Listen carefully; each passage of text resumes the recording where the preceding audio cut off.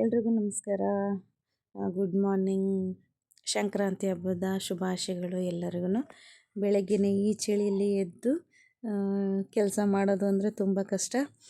ಆದ್ರೂ ಹಬ್ಬ ಅಲ್ವಾ, ಹಾಗಾಗಿ ಬೇಗನೆ ಎದ್ದು ಕೆಲಸ ಮಾಡ್ತಾಯಿದ್ದೀವಿ. ಅದು ಸ್ಟಾರ್ಟಿಂಗ್ ಎಲ್ಲ ಕಸ ಎಲ್ಲ ಮುಗಿಸ್ಕೊಂಡು ರಂಗೋಲಿ ಪುಟ್ಟದಾಗಿರೋವಂಥ ಒಂದು ರಂಗೋಲಿ ಹಾಕಿದೆ. ಹಬ್ಬ ಅಂದ್ರೇ ಕಲರ್ಫುಲ್ಲಾಗಿರೋ ರಂಗೋಲಿ ಮನೆ ಬಾಗಿಲಲ್ಲಿ ಕಂಡ್ರೆ ಹಬ್ಬ ಮಾಡ್ತಾಯಿದ್ದಾರೆ ಇವರು ಅನ್ನೋದು. ಹಾಗಾಗಿ ರಂಗೋಲಿ ಹಾಕ್ಕೊಂಡು ಪೂಜೆ ಕಡೆಗೆ ನಮ್ಮ ಪಯಣ. ಪೂಜೆ ಎಲ್ಲ ಮಾಡ್ತಾಯಿದ್ದೀನಿ. ಪೂಜೆ ಮಾಡಿಕೊಂಡು ಮಕ್ಕಳಿಗೆ ತಿಂಡಿ ಮಾಡ್ತಾನೆ ಪೂಜೆನೂ ಮಾಡಿದೆ. ಸ್ಕೂಲ್ ಇತ್ತು ಇವತ್ತು, ಹಾಗಾಗಿ ಮಕ್ಕಳದ್ದು ಬೇಗ ಟಿಫನ್ ಮಾಡಬೇಕಾಗಿತ್ತು, ಮಾಡಿಕೊಟ್ಟು ಅದಾದಮೇಲೆ ಅಡುಗೆಗೆ ಬಂದೆ ನಾನು.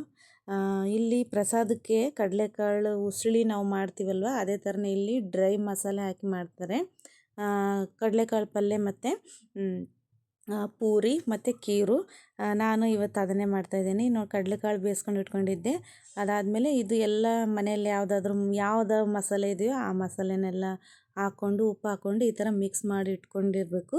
ಅದಾದಮೇಲೆ ಸ್ವಲ್ಪ ಎಣ್ಣೆ ಹಾಕ್ಕೊಂಡು ಸಾಸಿವೆ, ಜೀರಿಗೆ ಮತ್ತು ಕರಿಬೇವು ನನ್ನ ಹತ್ರ ಇರಲಿಲ್ಲ, ಹಾಗಾಗಿ ಕರಿಬೇವು ಯೂಸ್ ಮಾಡಲಿಲ್ಲ. ಅದಾದಮೇಲೆ ಇದನ್ನು ಈ ರೀತಿ ಸ್ವಲ್ಪ ನೀರು ಸಮೇತನೂ ನಾನು ಹಾಕ್ಕೊಂಡು ಮಿಕ್ಸ್ ಮಾಡ್ತಾಯಿದ್ದೀನಿ. ಸ್ವಲ್ಪ ಹೊತ್ತಷ್ಟೇ ಒಗ್ಗರಣೆಯಲ್ಲಿ ಬೇಯಿಸ್ಕೊಂಡು ಅದಾದಮೇಲೆ ಮಸಾಲೆ ಕಲಸಿಟ್ಕೊಂಡಿದ್ವಲ್ಲ ಆ ಮಸಾಲೆನ ಹಾಕ್ಕೊಂಡು ಇದು ನೀರು ಇಂಗೋವರೆಗೂ ಪಲ್ಯ ಡ್ರೈ ಥರ ಮಾಡ್ಕೋಬೇಕು. ಅದನ್ನು ಮಾಡಿಕೊಂಡೆ. ಆದರೆ ಈ ವಿಡಿಯೋ ಮಾಡುವಾಗ ನಾನು ಕೈಯಲ್ಲಿ ಹಿಡ್ಕೊಂಡು ವಿಡಿಯೋ ಮಾಡ್ತಾಯಿದ್ದೆ, ಹಾಗಾಗಿ ಸ್ವಲ್ಪ ಕಟ್ಟಾಗಿ ಕಾಣ್ತಾಯಿದ್ದೆ. ಅದಾದಮೇಲೆ ನಾನು ಪಾಯಸ ಮಾಡಿಕೊಂಡೆ.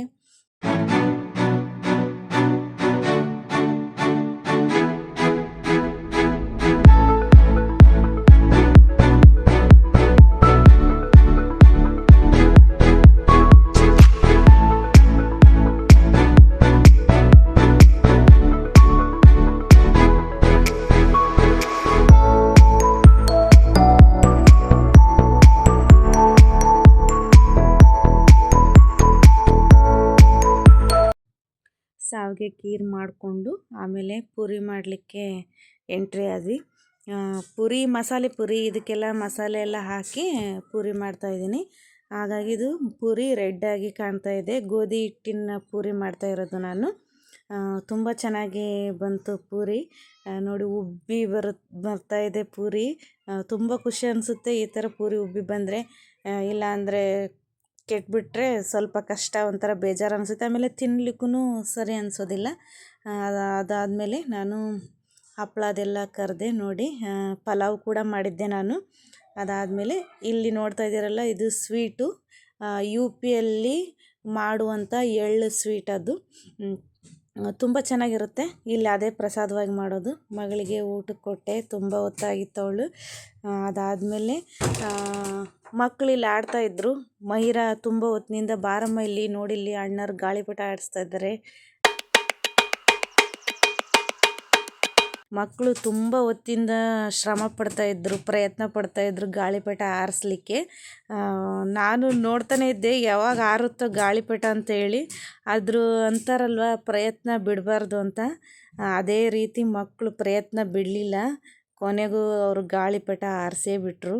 ನೋಡೋಕ್ಕೂ ಒಂಥರ ನನಗೆ ಖುಷಿ ಆಯಿತು. ಅವ್ರು ಗಾಳಿಪಟ ಆರಿಸಿದ್ದು ನೋಡಿ ಇಲ್ಲಿ ಹೆಂಗೆ ಆರ್ತಾ ಇದೆ ಅಂದರೆ ತುಂಬ ಖುಷಿ, ಅಂದರೆ ಅಷ್ಟು ಖುಷಿ ಆಯಿತು. ಅವ್ರು ಎಷ್ಟೊತ್ತಿಂದ ಅದ್ರ ಜೊತೆಗೇ ಗುದ್ದಾಡ್ತಾ ಇದ್ದರು ಯಾವಾಗ ಹಾರುತ್ತೆ ಅಂತ. ನೋಡಿ ಯಾವ ರೀತಿ ಹಾರ್ತಾ ಇದೆ ಅಂದರೆ ತುಂಬ ಮೇಲೆ ಎತ್ತರಕ್ಕೆ ಹೋಯ್ತದು.